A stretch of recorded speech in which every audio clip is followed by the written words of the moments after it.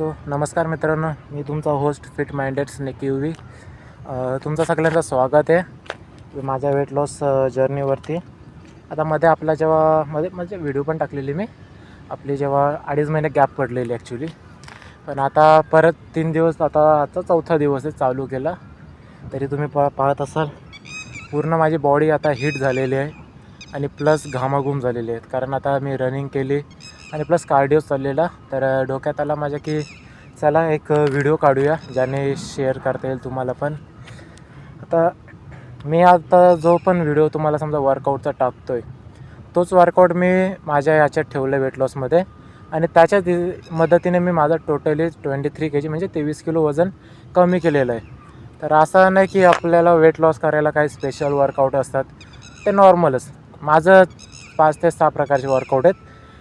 एक ऑब्स्टिकलसाठी, अपर ॲप्ससाठी, लोअर ॲप्ससाठी आणि लव हँडल्स आणि मिडल ॲप्स, अपर ॲप्स, हे यांच्यासाठी मी फक्त वर्कआउट करतो आणि यांचेच आपले बॉडी पार्टचे वर्कआउट करतो.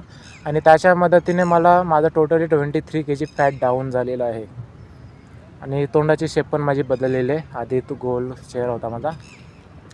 फक्त तुम्ही मेहनत करा, वर्कआउट प्लॅन तुमचा ठेवा. आणि कसं असतं माहिती आहे, तुम्ही वर्कआउट कराल पण त्याच्यासोबत मेन डाएट पण आहे. वर्कआउट फक्त 30% असतो आणि डाएटवर 70% निर्भर असते. म्हणजे 70% आपल्या डाएटवर आणि 30% वर्कआउटवर.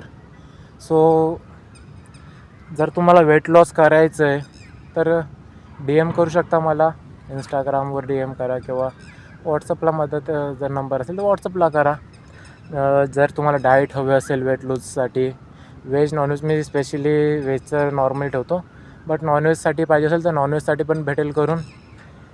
आणि वर्कआउटचे टिप्स पण भेटतील, म्हणजे आपल्या फॅट लूजसाठी.